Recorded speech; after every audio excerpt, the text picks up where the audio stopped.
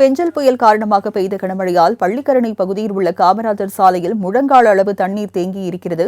இது தொடர்பான விவரங்களை எமது செய்தியாளர் சுரேஷ் நேரலையில் இணைகிறார். அவரிடம் கேட்கலாம். சுரேஷ், முழங்கால் அளவிற்கு தண்ணீர் தேங்கி இருப்பதாக சொல்லப்படுகிறது. இதனை அகற்றும் பணியில் அதிகாரிகள் ஈடுபட்டிருக்காங்களா? அங்குள்ள பொதுமக்கள் இதுகுறித்து புகார் தெரிவித்திருக்காங்களா? விவரங்கள் என்ன?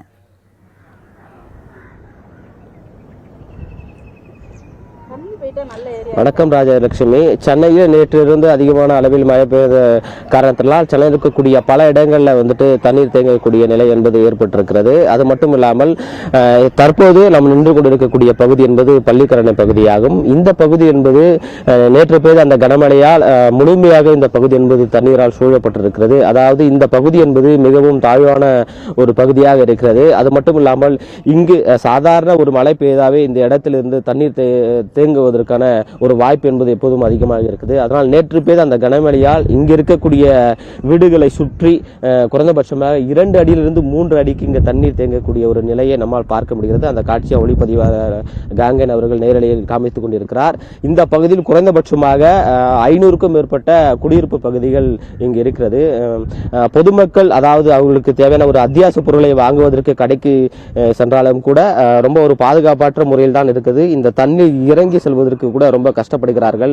குழந்தைகளும் இருந்தாலும் சரி, பெரியவர்கள் இருந்தாலும் சரி, ஒரு அச்சத்தினுடைய இந்த பாதையிலிருந்து கடக்கக்கூடிய ஒரு நிலை ஏற்பட்டிருக்கிறது. அது மட்டும் இல்லாமல் இரவு நேரங்களில் இங்க இருக்கக்கூடிய அந்த தண்ணீர் இருக்கக்கூடிய அந்த பாம்புகள், பூச்சிகள் கூட அந்த வீடுகளுக்குள் வருவதாகவும் இங்க இருக்கக்கூடிய பொதுமக்கள் என்பது குற்றம் சாட்டுகிறார்கள். அது மட்டும் இல்லாமல் ஒவ்வொரு வீடுகளுக்குள்ளேயும் இந்த மழை தண்ணீர் என்பது அந்த வீடுகளுக்குள்ளேயும் உள்ளே போயிருக்கக்கூடிய அந்த காட்சியை நம்மால் பார்க்க முடிகிறது. தற்போது பொதுமக்கள் இருக்கிறார், நாம் அவரோடும் கேட்போம். இங்க தொடர்ச்சியாக இங்க தண்ணீர் தேங்கக்கூடிய ஒரு நிலை இருக்கிறது. எதனால் இங்க தண்ணீர் தேங்குதுமா? தண்ணி போகிறதுக்கு வழி இல்லைங்க.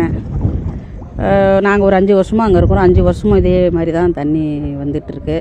எது ஒரு பால் வாங்கவோ எதுக்குமே வெளியில் போக முடிய மாட்டேங்குது. தண்ணி வரதுனால பாம்பு, பூச்சி, பூரா எல்லாம் நிறையா வீட்டுக்குள்ளே வருது. எங்களுக்கு ரொம்ப கஷ்டமாக இருக்குது. தண்ணி போகிறதுக்கு எங்களுக்கு வழி பண்ணி கொடுக்கணும்.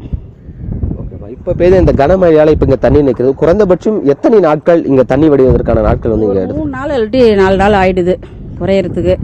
அதுக்கு கொஞ்சம் வழி பண்ணி கொடுங்க.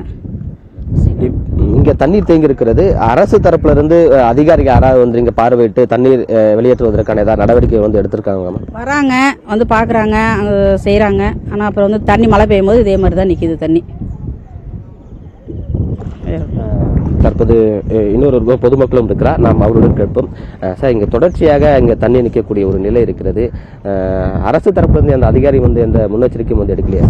இல்லைங்க சார், இதுக்கு முன்னாடி தண்ணி வரப்போ வருவாங்க, பார்த்துட்டு அவங்க மட்டும் போயிடுவாங்க. இது என்னன்னாக்கா இதனுடைய பேரல் வாட்டர் இந்த ஒக்கியம் துறப்பாக்குன்றதுல தான் எக்ஸிட் ஆகுது. இதில் என்னன்னு கேட்டிங்கன்னா செம்மஞ்சேரி தண்ணியிலேருந்து அந்த சோழிங்கநல்லூருடைய டோல்கேட் வழியாக இப்போ வயாவில் அதில் நிறைய அதில் ஒரு மோரி மாதிரி போட்டு அதில் தான் இதுலேயும் கனெக்ட் பண்ணியிருக்காங்க. வேளச்சேரி, மடிப்பாக்கம் எல்லா தண்ணியுமே இதில் தான் ஸ்டோரேஜ் ஆகணும். இதிலேருந்து தான் ஒக்கியம் கால்வான்றது இந்த துறப்பாக்கத்துலேருந்து தான் எக்ஸிட் ஆகணும். அதை அவங்க இதை இடித்து எடுத்துட்டு இதை ஒரு பெரிய ஓவர் சைஸ் ஆக்குனாங்கன்னா இந்த ஃப்ளட்டு போக கண்டிப்பாக வாய்ப்பு இருக்குது.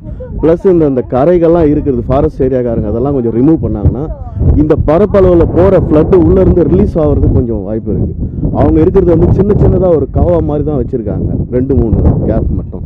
அதை கொஞ்சம் ரிமூவ் பண்ணி அதை டொமஸ்டல் பண்ணிவிட்டு நல்லா கொஞ்சம் பெரிய ஓவர் சைஸில் பண்ணாங்கன்னா இது கண்டிப்பாக போக வாய்ப்பு இருக்குது. இங்கே ஒரு 1000 வீடுகிட்ட எல்லாருமே இருக்கும்.